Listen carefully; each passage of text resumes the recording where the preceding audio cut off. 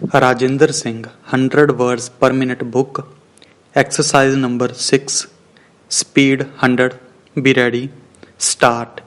ਕਿਸੇ ਦੇਸ਼ ਦਾ ਰਾਸ਼ਟਰੀ ਸੰਗਠਨ ਤਦ ਹੀ ਕਾਇਮ ਰਹਿ ਕੇ ਪ੍ਰਫੁੱਲਤ ਹੋ ਸਕਦਾ ਹੈ ਜੇਕਰ ਉਸ ਰਾਸ਼ਟਰ ਦੇ ਨਾਗਰਿਕਾਂ ਵਿੱਚ ਏਕਤਾ, ਸੁਹਿਰਦਤਾ, ਪ੍ਰੇਮ, ਅਪਣੱਤ ਅਤੇ ਦੂਜੇ ਪ੍ਰਤੀ ਸਿੱਕ ਦੀ ਭਾਵਨਾ ਹੋਵੇ। ਡੰਡੀ ਕਿਸੇ ਰਾਸ਼ਟਰ ਦੇ ਵਸਨੀਕਾਂ ਲਈ ਇਹ ਮੁੱਢਲੀਆਂ ਲੋੜਾਂ ਹਨ, ਕਿਉਂਕਿ ਇਸ ਤੋਂ ਬਿਨਾਂ ਰਾਸ਼ਟਰੀ ਢਾਂਚੇ ਦਾ ਤਾਣਾ ਬਾਣਾ ਹੀ ਨਹੀਂ ਬਣਦਾ। ਡੰਡੀ ਰਾਸ਼ਟਰੀ ਏਕਤਾ ਦੀ ਅਣਹੋਂਦ ਵਿੱਚ ਅਸੀਂ ਇਹ ਕਹਿ ਸਕਦੇ ਹਾਂ ਕਿ ਜਿਵੇਂ ਕਿਸੇ ਹੋਟਲ ਜਾਂ ਕਿਸੇ ਸਰਾਂ ਵਿੱਚ ਕੁਝ ਲੋਕੀ ਕੁਝ ਸਮਾਂ ਕੱਟਣ ਲਈ ਇਕੱਠੇ ਹੋਏ ਹੋਣ, ਜਿਹੜੇ ਬਾਹਰੋਂ ਤਾਂ ਇਕੱਠੇ ਹਨ ਪਰ ਦਿਲੋਂ ਇੱਕ ਦੂਜੇ ਨਾਲ ਸੁੰਗੜੇ ਹੋਏ, ਸੰਕੋਚੇ ਹੋਏ ਤੇ ਅਜਨਬੀਆਂ ਵਰਗੇ। ਡੰਡੀ ਰਾਸ਼ਟਰੀ ਏਕਤਾ ਜਿਸ ਦੀ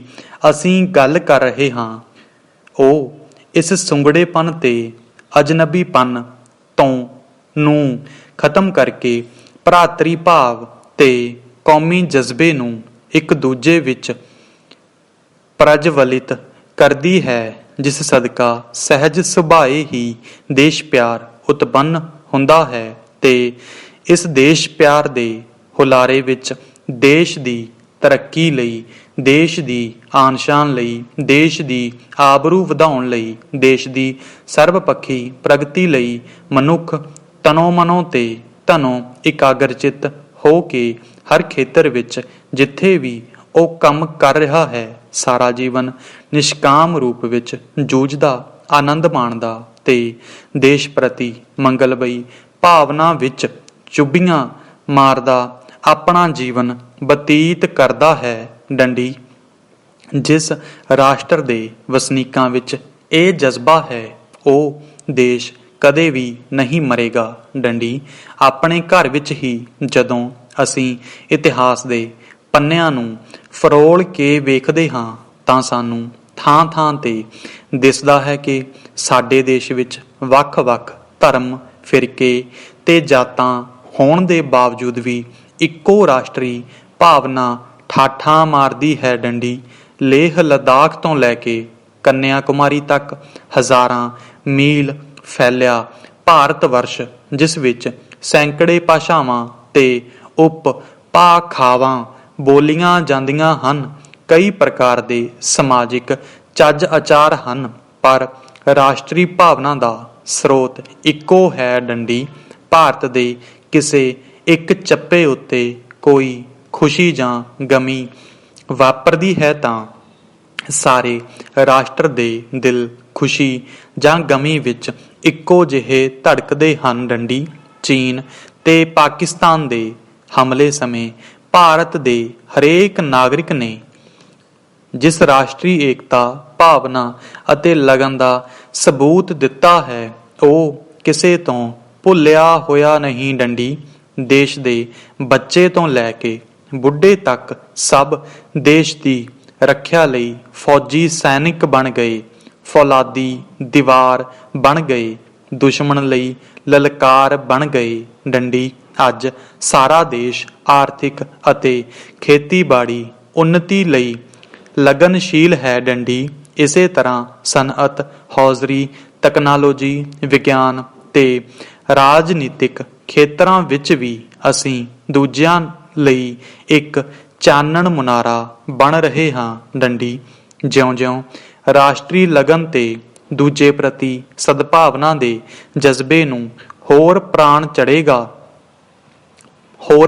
ਚੜ੍ਹੇਗਾ, ਦੇਸ਼ ਵਧੇਰੇ ਸ਼ਕਤੀਸ਼ਾਲੀ ਹੋਵੇਗਾ। ਡੰਡੀ ਆਜ਼ਾਦੀ ਉਪਰੰਤ ਬੀਤੇ ਵਰ੍ਹੇ ਇਸ ਗੱਲ ਦਾ ਪ੍ਰਤੱਖ ਪ੍ਰਮਾਣ ਹਨ ਕਿ ਸਾਡੇ ਵਿੱਚ ਰਾਸ਼ਟਰੀਅਤਾ ਵਧੇਰੇ ਤੌਰ ਤੇ ਉੱਭਰ ਕੇ ਸਾਹਮਣੇ ਆਈ ਹੈ। ਡੰਡੀ ਅਸੀਂ ਭਾਰਤੀ ਦੇਸ਼ ਦੇ ਮਹਾਨ ਨੇਤਾਵਾਂ ਦੀ ਲੀਡਰਸ਼ਿਪ ਹੇਠ ਇਕੱਤਰ ਹੋਏ ਤੇ ਵਿਉਂਤਬੰਦ ਢੰਗ ਨਾਲ ਦੇਸ਼ ਦੇ ਪਛੜੇਪਨ ਨੂੰ ਖਤਮ ਕਰਨ ਲਈ ਗਰੀਬੀ ਤੇ ਹੱਲਾ ਬੋਲਿਆ, ਵਧਦੀ ਆਬਾਦੀ ਤੇ ਠੱਲ ਪਾਉਣ ਲਈ ਪ੍ਰਯਤਨ ਕੀਤੇ, ਖੁਰਾਕ ਦੇ ਮਸਲੇ ਨੂੰ ਸੁਚੱਜੇ ਢੰਗ ਨਾਲ ਨਜਿੱਠਿਆ ਅਤੇ ਆਪਣੀਆਂ ਹਰ ਪ੍ਰਕਾਰ ਦੀਆਂ ਲੋੜਾਂ ਨੂੰ ਪੂਰਾ ਕਰਨ ਲਈ ਆਤਮ ਨਿਰਭਰ ਹੋਏ। ਡੰਡੀ ਸਟਾਪ।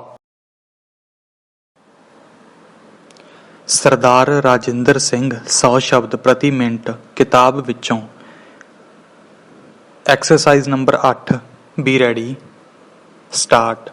ਹਰ ਕੌਮ ਦੀ ਉੱਨਤੀ ਉਸ ਦੀਆਂ ਇਸਤਰੀਆਂ ਤੋਂ ਨਾਪੀ ਜਾਂਦੀ ਹੈ। ਡੰਡੀ ਜਿਸ ਕੌਮ ਦੀਆਂ ਇਸਤਰੀਆਂ ਉੱਨਤ ਅਤੇ ਅਗਾਂਹ ਵਧੂ ਹੋਣਗੀਆਂ, ਉਹ ਕੌਮ ਹੀ ਅਗਾਂਹ ਵਧੂ ਕੌਮਾਂ ਦੀ ਕਤਾਰ ਵਿੱਚ ਖੜੀ ਹੋ ਸਕਦੀ ਹੈ। ਡੰਡੀ ਪਰ ਇਸਤਰੀਆਂ ਦੀ ਉੱਨਤੀ ਉਹਨਾਂ ਦੀ ਵਿੱਦਿਆ 'ਤੇ ਨਿਰਭਰ ਹੁੰਦੀ ਹੈ। ਡੰਡੀ ਅਨਪੜ੍ਹ ਇਸਤਰੀਆਂ ਕਦੀ ਵੀ ਉੱਨਤੀ ਨਹੀਂ ਕਰ ਸਕਦੀਆਂ, ਕਿਉਂਕਿ ਵਿੱਦਿਆ ਚਾਨਣ ਹੈ ਅਤੇ ਅਨਪੜ੍ਹਤਾ ਹਨੇਰਾ। ਡੰਡੀ ਇਸੇ ਲਈ ਸਿਆਣਿਆਂ ਨੇ ਵਿੱਦਿਆ ਨੂੰ ਤੀਜਾ ਨੇਤਰ ਆਖਿਆ ਹੈ। ਡੰਡੀ ਇਸਤਰੀ ਵਿੱਦਿਆ ਵਿਰੁੱਧ ਵਿਚਾਰ ਰੱਖਣ ਵਾਲੇ ਇੱਕ ਦਲੀਲ ਇਹ ਵੀ ਦਿੰਦੇ ਹਨ ਕਿ ਵਿੱਦਿਆ ਇਸਤਰੀ ਦਾ ਆਚਰਣ ਖਰਾਬ ਕਰਦੀ ਹੈ। ਡੰਡੀ ਉਹ ਸੁਭਾਅ ਦੀਆਂ ਖੁੱਲ੍ਹੀਆਂ ਹੋ ਜਾਂਦੀਆਂ ਹਨ। ਡੰਡੀ ਇਹ ਉਹਨਾਂ ਦੀ ਭੁੱਲ ਹੈ। ਡੰਡੀ ਵਿੱਦਿਆ ਆਚਰਣ ਖਰਾਬ ਨਹੀਂ ਕਰਦੀ, ਸਗੋਂ ਠੀਕ ਕਰਦੀ ਹੈ। ਡੰਡੀ ਹੋਰ ਇਹ ਵੀ ਆਖਿਆ ਜਾਂਦਾ ਹੈ ਕਿ ਇਸਤਰੀਆਂ ਦੇ ਦਿਮਾਗ ਕੁਝ ਕਮਜ਼ੋਰ ਹੁੰਦੇ ਹਨ। ਡੰਡੀ ਇਹ ਵੀ ਉਹਨਾਂ ਕਹਿਣ ਵਾਲਿਆਂ ਦੀ ਭੁੱਲ ਹੈ। ਡੰਡੀ ਕੁੜੀਆਂ ਦਾ ਦਿਮਾਗ ਮੁੰਡਿਆਂ ਨਾਲੋਂ ਕਿਸੇ ਗੱਲ ਵਿੱਚ ਵੀ ਘੱਟ ਨਹੀਂ। ਡੰਡੀ ਪਿੰਡਾਂ ਵਿੱਚ ਕੁੜੀਆਂ ਨੂੰ ਪੜ੍ਹਾਉਣਾ ਅਜੇ ਵੀ ਠੀਕ ਨਹੀਂ ਸਮਝਿਆ ਜਾਂਦਾ। ਡੰਡੀ ਉਹ ਇਹ ਸਮਝਦੇ ਹਨ ਕਿ ਕੁੜੀਆਂ ਨੇ ਕਿਹੜੀਆਂ ਨੌਕਰੀਆਂ ਕਰਨੀਆਂ ਹਨ ਜੋ ਇਹਨਾਂ ਨੂੰ ਪੜ੍ਹਾਇਆ ਜਾਵੇ। ਡੰਡੀ ਅੱਜ ਕੱਲ੍ਹ ਦੀਆਂ ਇਸਤਰੀਆਂ ਨੇ ਸਾਬਤ ਕਰ ਦਿੱਤਾ ਹੈ ਕਿ ਉਹ ਕਿਸੇ ਵੀ ਗੱਲ ਤੋਂ ਮਰਦ ਨਾਲੋਂ ਘੱਟ ਨਹੀਂ ਹਨ।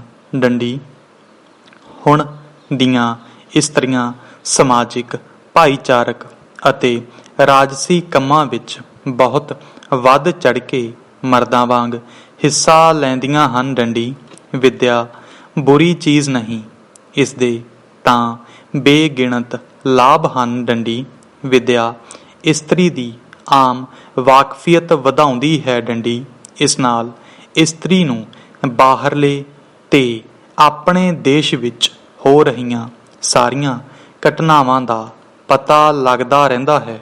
ਡੰਡੀ ਉਹ ਅਖਬਾਰਾਂ ਪੜ੍ਹ ਕੇ ਕਾਫੀ ਲਾਭ ਉਠਾਉਂਦੀ ਹੈ। ਡੰਡੀ ਪੜ੍ਹਾਈ ਉਸਦੇ ਦਿਲ ਵਿੱਚੋਂ ਵਹਿਮਾਂ ਭਰਮਾਂ ਦਾ ਨਾਸ ਕਰਦੀ ਹੈ ਤੇ ਉਸਨੂੰ ਆਪਣੇ ਅਸਲੀ ਫਰਜ਼ਾਂ ਤੋਂ ਜਾਣੂ ਕਰਾਉਂਦੀ ਹੈ। ਡੰਡੀ ਪੜ੍ਹਾਈ ਉਸਨੂੰ ਵਿਚਾਰਵਾਨ ਬਣਾ ਦਿੰਦੀ ਹੈ ਤਾਂ ਜੋ ਉਸਨੂੰ ਸੋਝੀ ਹੋ ਸਕੇ ਕਿ ਘਰ ਨੂੰ ਕਿਵੇਂ ਚਲਾਉਣਾ ਹੈ। ਡੰਡੀ ਗੱਲ ਕੀ ਜੀਵਨ ਦੇ ਪਹੀਏ ਨੂੰ ਤੋਰਨ ਲਈ ਵਿੱਦਿਆ ਇਸਤਰੀ ਦੀ ਸਹਾਇਤਾ ਕਰਦੀ ਹੈ।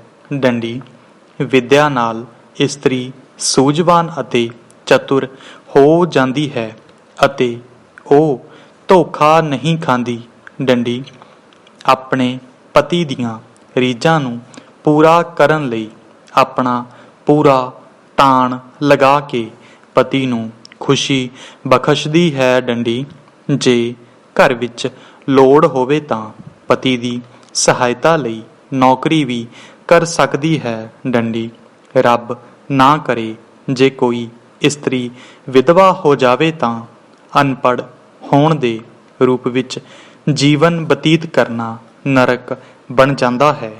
ਪਰ ਪੜ੍ਹੀ ਲਿਖੀ ਇਸਤਰੀ ਨੌਕਰੀ ਕਰਕੇ ਦਿਨ ਕਟੀ ਸੌਖੀ ਕਰ ਲੈਂਦੀ ਹੈ ਅਤੇ ਬੱਚਿਆਂ ਨੂੰ ਰੁਲਣ ਤੋਂ ਬਚਾ ਲੈਂਦੀ ਹੈ। ਡੰਡੀ ਅੱਜ ਦੇ ਸਮੇਂ ਵਿੱਚ ਪੜ੍ਹੀਆਂ ਲਿਖੀਆਂ ਇਸਤਰੀਆਂ ਵੱਖ-ਵੱਖ ਦਫ਼ਤਰਾਂ ਵਿੱਚ ਭਿੰਨ-ਭਿੰਨ ਕਾਰਜਾਂ ਨੂੰ ਨਜਿੱਠਣ ਲਈ ਨਿਯੁਕਤ ਹਨ। ਡੰਡੀ ਬਾਹਰਲੇ ਦੇਸ਼ਾਂ ਵਿੱਚ ਕੁੜੀਆਂ ਦੀ ਪੜ੍ਹਾਈ ਨੂੰ ਓਨਾ ਹੀ ਜ਼ਰੂਰੀ ਸਮਝਿਆ ਜਾਂਦਾ ਹੈ ਜਿੰਨਾ ਕਿ ਮੁੰਡਿਆਂ ਦੀ ਪੜ੍ਹਾਈ ਨੂੰ। ਡੰਡੀ ਉੱਥੇ ਕੁੜੀ ਤੇ ਮੁੰਡੇ ਵਿੱਚ ਕੋਈ ਫਰਕ ਨਹੀਂ ਸਮਝਿਆ ਜਾਂਦਾ। ਡੰਡੀ ਪੜ੍ਹੀ ਲਿਖੀ ਇਸਤਰੀ ਬੱਚਿਆਂ ਦੀ ਬਹੁਤ ਸੰਭਾਲ ਕਰਦੀ ਹੈ। ਉਸ ਨੂੰ ਚੰਗੀ ਖੁਰਾਕ ਦੇ ਕੇ ਉਸ ਦੀ ਅਰੋਗਤਾ ਦਾ ਧਿਆਨ ਰੱਖ ਸਕਦੀ ਹੈ, ਕਿਉਂਕਿ ਬੱਚੇ ਦਾ ਜੀਵਨ ਬਹੁਤ ਮਾਂ 'ਤੇ ਨਿਰਭਰ ਕਰਦਾ ਹੈ। ਡੰਡੀ ਸਟਾਪ।